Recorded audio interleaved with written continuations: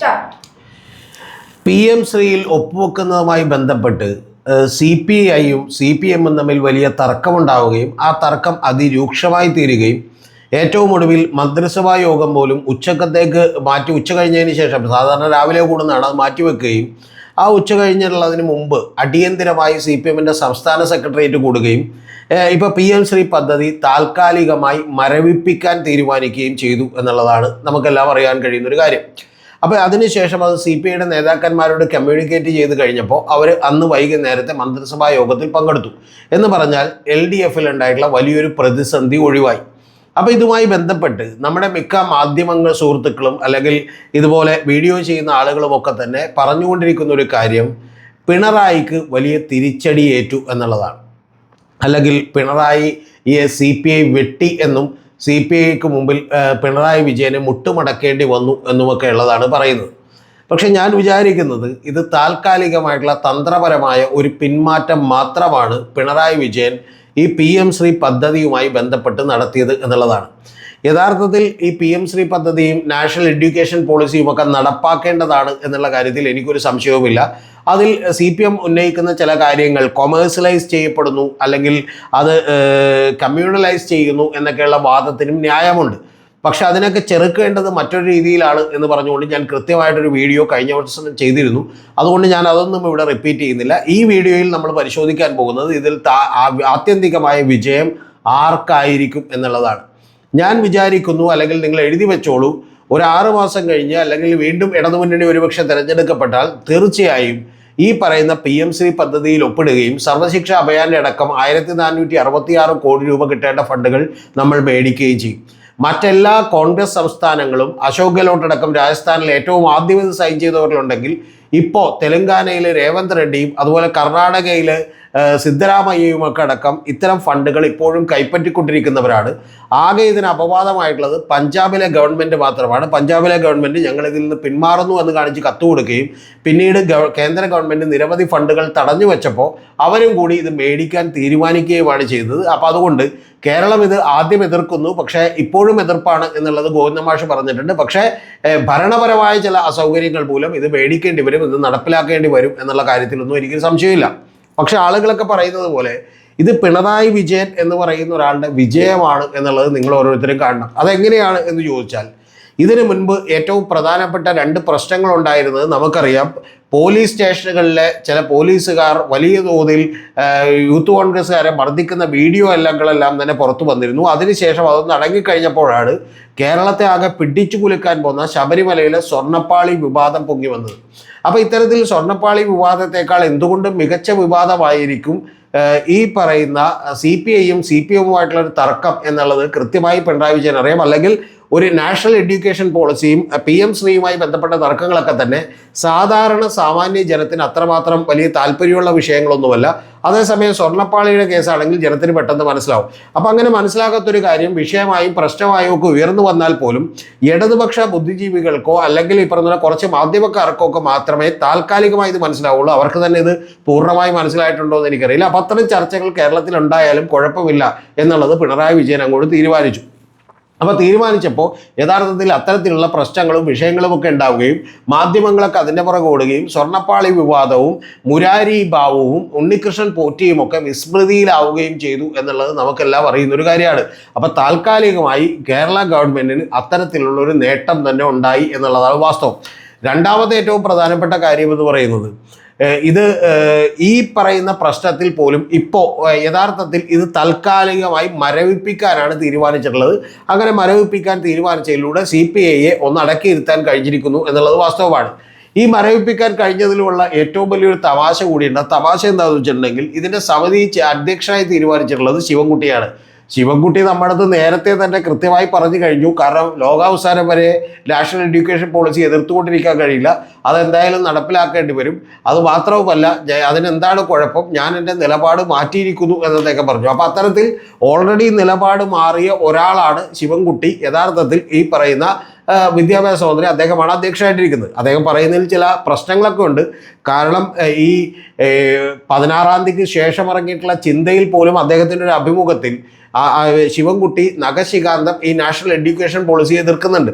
National education പോളിസിയെ തത്വത്തിൽ എതിർത്താലും അത് നടപ്പാക്കണം എന്ന് പറയുന്ന കൂട്ടത്തിലുള്ളതാണ് ഞാൻ. കാരണം നമ്മുടെ ഇവിടുത്തെ വിദ്യാഭ്യാസ സമ്പ്രദായം എന്ന് പറയുന്നത് ഒരിടക്ക് ഇത് വിദ്യാഭ്യാസം എന്ന് പറയുന്നത് സ്റ്റേറ്റ് ലിസ്റ്റിലായിരുന്നു. ഇന്ദിരാഗാന്ധിയുടെ കാലത്താണ് അത് കൺകറന്റ് ലിസ്റ്റ് ആയത്. കൺകറന്റ് ലിസ്റ്റ് എന്ന് പറഞ്ഞാൽ സ്റ്റേറ്റിനും അതുപോലെ ഗവൺമെന്റിനും കേന്ദ്ര ഗവൺമെന്റിനും ഒക്കെ ഇടപെടാൻ കഴിയുന്ന കാര്യമാണ്. ഞാനൊക്കെ പഠിച്ചുകൊണ്ടിരുന്ന കാലത്ത് SFIക്കാർ ഘോരഘോരമായി പ്രസംഗിച്ചിരുന്നൊരു കാര്യം, കേരളത്തിൽ ഇന്ത്യക്ക് ഒരു വിദ്യാഭ്യാസ മന്ത്രിയില്ല, പകരം HRD മിനിസ്ട്രിയാണ്, ഹ്യൂമൻ റിസോഴ്സ് ഡെവലപ്മെൻറ്റ് മിനിസ്ട്രിയാണുള്ളത്, അതിലെ ചെറിയൊരു ഭാഗം മാത്രമാണെന്നാണ്. എന്ന് പറഞ്ഞാൽ അന്ന് അവിടെ ഇങ്ങനെ മിനിസ്റ്റർ ഇല്ലാത്തത് കുഴപ്പമായിരുന്നു. പക്ഷെ ഇപ്പോൾ ഇനി എഡ്യൂക്കേഷൻ മിനിസ്റ്റർ വരികയാണ്, ആ നാഷണൽ എഡ്യൂക്കേഷൻ പോളിസി വന്നേക്കാണ്. ഇന്ത്യയുടെ GDPയുടെ 6% എഡ്യൂക്കേഷനിലേക്ക് കോൺട്രിബ്യൂട്ട് ചെയ്യണം എന്നുള്ളതാണ് എൻ്റെ അൾട്ടിമേറ്റ് ലക്ഷ്യം. അതുപോലെ തന്നെ ലോകത്ത് നടക്കുന്ന സിലബസുകൾക്കനുസരിച്ച് നമ്മുടെ സിലബസുകൾ, പാഠ്യപദ്ധതികൾ പുനരാവിഷ്കരിച്ചിട്ടുണ്ട്. എന്ന് പറഞ്ഞാൽ നമ്മൾ പണ്ട് നടപ്പാക്കിക്കൊണ്ടിരുന്ന ഈ പറയുന്ന 10+2 എന്ന് പറയുന്നതിന് മാറ്റിയിട്ട് ശരിക്കും 4 ഇയേഴ്സിൻ്റെ ഗ്രാജുവേഷൻ കോഴ്സുകളടക്കം ആ കോഴ്സുകളിൽ ആദ്യത്തെ ഒരു കൊല്ലം പോകുന്നവർക്ക് ഡിപ്ലോമ സർട്ടിഫിക്കറ്റും, രണ്ടാമത്തെ കൊല്ലം പോകുന്നവർക്ക് പോലും ഡിസ്കണ്ടിന്യൂ ചെയ്യുന്നവർക്ക് ഡിപ്ലോമ സർട്ടിഫിക്കറ്റും, 4 കൊല്ലം പൂർത്തിയാക്കുന്നവർക്ക് ഓണേഴ്സ് അഥവാ ഡിഗ്രി അതുപോലെ റിസർച്ച് എന്ന് പറയുന്ന സർട്ടിഫിക്കറ്റും, അതിനുശേഷം പോസ്റ്റ് ഗ്രാജുവേഷൻ ചെയ്യാൻ 1 കൊല്ലം മതി എന്ന് പറയുന്ന നിരവധി നല്ല പരിഷ്കാരങ്ങളുള്ള ഒരു പരിപാടിയാണത്. അതിൽ പക്ഷേ എനിക്ക് പോലും വിമർശനമുള്ളത് ഈ പറയുന്ന ചില ആർട്സ് ചരിത്ര വിഷയങ്ങളിൽ അതുപോലെ തന്നെ ചില പാഠപുസ്തകങ്ങളിലൊക്കെ തന്നെ ഈ പറയുന്ന RSSൻ്റെ സംഘവൽക്കരണത്തിൻ്റെയൊക്കെ ചില കാര്യങ്ങൾ, അതിൽ മുഗളന്മാരുടെ ചരിത്രം പഠിപ്പിക്കാതിരിക്കുക, ഗോൾവാൾക്കറെ കുറിച്ചും അതുപോലെ തന്നെ ഹെഗ്ഡേവാറിനെ കുറിച്ചും പഠിപ്പിക്കുക എന്ന് പറയുന്ന കാര്യമൊക്കെ ഉണ്ട്. പക്ഷേ ഞാൻ നിങ്ങളോട് വിശദമായി പറയുന്നു, അങ്ങനെയൊക്കെ ഉണ്ടെങ്കിൽ പോലും അതിനെയൊക്കെ നമുക്ക് രാഷ്ട്രീയമായി നേരിടാൻ കഴിയും. അല്ലാതെ സ്കൂളിൽ പഠിച്ചിട്ട് അങ്ങനെ തന്നെ കുട്ടികൾ വന്ന് പുറത്ത് വന്ന് കാര്യങ്ങൾ പഠിക്കുമൊന്നുമല്ല. രാഷ്ട്രീയമായ വിദ്യാഭ്യാസം കൂടി കൊടുക്കേണ്ടതുണ്ട് എന്നുള്ളതാണ് പ്രധാനപ്പെട്ടൊരു കാര്യം. കേരളത്തിൽ തന്നെ കമ്മ്യൂണിസവും സോഷ്യലിസവും ഒന്നും നമ്മൾ പാഠപുസ്തകങ്ങളിൽ ഉൾപ്പെടുത്തിയതുകൊണ്ടല്ലോ കേരളത്തിൽ ഇത്ര വേരൂന്നിയത്. അപ്പോൾ അത്തരത്തിൽ തന്നെ രാഷ്ട്രീയമായ വിദ്യാഭ്യാസം കൊടുത്തുകൊണ്ട് ഇതിനെ മറികടക്കണം എന്നുള്ളതാണ് എൻ്റെ കാര്യം.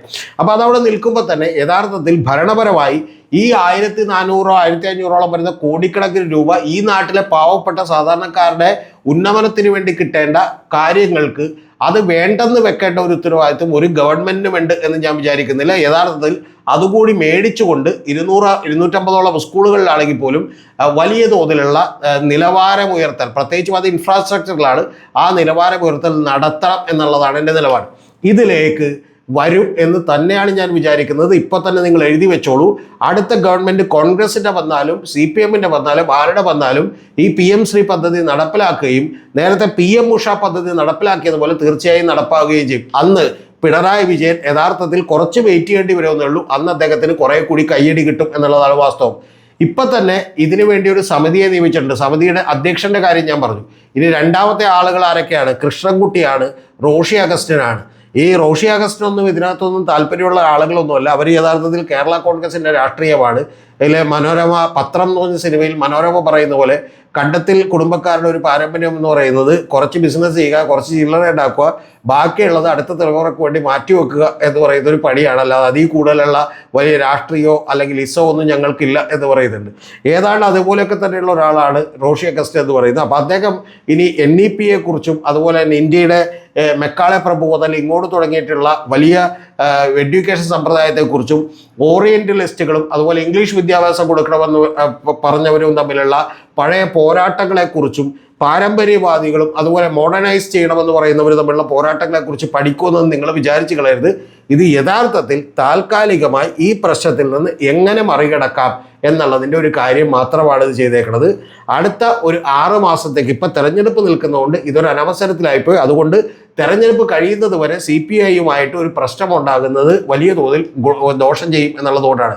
ദോഷം ചെയ്യുമെന്ന് പറയുമ്പോൾ തന്നെ ഞാൻ നേരത്തെ ഒരു വീഡിയോ ചെയ്തിട്ടുണ്ട്. CPI പോയാൽ വലിയ തോതിലുള്ള വോട്ട് ചോർച്ചയോ വോട്ട് പോകലോ ഒന്നും ഉണ്ടാകാൻ ഒരു സാധ്യതയുമില്ല. പക്ഷെ പ്രധാനപ്പെട്ടൊരു കാര്യമുള്ളത്, CPI പോയാൽ ഒരു ഇടതുപക്ഷത്ത് നിന്ന് ഒരു പാർട്ടി പോകുന്നു, അപ്പോൾ ഇടതുപക്ഷ നയങ്ങളിൽ നിന്ന് CPM വ്യതിചലിക്കുന്നു എന്ന് പറയുന്ന തോന്നൽ CPMൻ്റെ അണികളിലും CPMൻ്റെ ഈ പറഞ്ഞ പോലെ സാധാരണ മെമ്പർമാരിലും ഒക്കെ ഉണ്ടാക്കാൻ ചിലപ്പോൾ അത് കാരണമായേക്കും എന്ന് പറയുന്ന ഭയം CPMനുണ്ട്. അല്ലാതെ ഒരു 3-4 ലക്ഷം വോട്ടുള്ള CPI പോയതുകൊണ്ട് തെരഞ്ഞെടുപ്പിന് എന്തെങ്കിലും സംഭവിക്കുന്നില്ല. ഇനി ഈ വോട്ട് പോയാലും മറ്റൊരു വലിയ ഗുണവും കൂടി സംഭവിക്കാനുണ്ട്. അത് കോൺഗ്രസ് കേരളത്തിൽ അധികാരത്തിൽ വരുന്നതിനേക്കാൾ നല്ലത് യഥാർത്ഥത്തിൽ ഇവിടെ CPM ഭരിക്കുന്നതാണ് എന്ന് പറയുന്ന ഒരു തോന്നലുണ്ടാകും. ആ തോന്നലുണ്ടാകുമ്പോൾ എന്ത് സംഭവിക്കുമെന്ന് ചോദിച്ചാൽ 2016 BJP കിട്ടിയ NDAക്ക് കിട്ടിയിട്ടുള്ള 30 ലക്ഷം വോട്ടാണെങ്കിൽ 2021 വരുമ്പോൾ അവരുടെ പെർസെൻറ്റേജ് 2% താഴ്ന്നു എന്ന് പറഞ്ഞാൽ 4,10,000 വോട്ടുകൾ അവർക്ക് കുറഞ്ഞു. ആ കുറഞ്ഞ വോട്ടുകൾ ഉറപ്പായിട്ടും ഇടതുപക്ഷത്തിന് കിട്ടിയിട്ടുണ്ടാവും. അത് കോൺഗ്രസിന് കിട്ടിയിട്ടില്ല. കാരണം ഇടതുപക്ഷത്തിന് വലിയ തോതിൽ നേട്ടമാണ് വീണ്ടും ഉണ്ടായിട്ടുള്ളത്. ഇനി അടുത്ത പ്രശ്നം എന്താ? ഈ സംഭവവുമായി ബന്ധപ്പെട്ട് ശിവൻകുട്ടി അടക്കമുള്ള ആളുകളെ കൃത്യമായി ABVP-കാർ അഭിനന്ദിച്ചിട്ടുണ്ട്.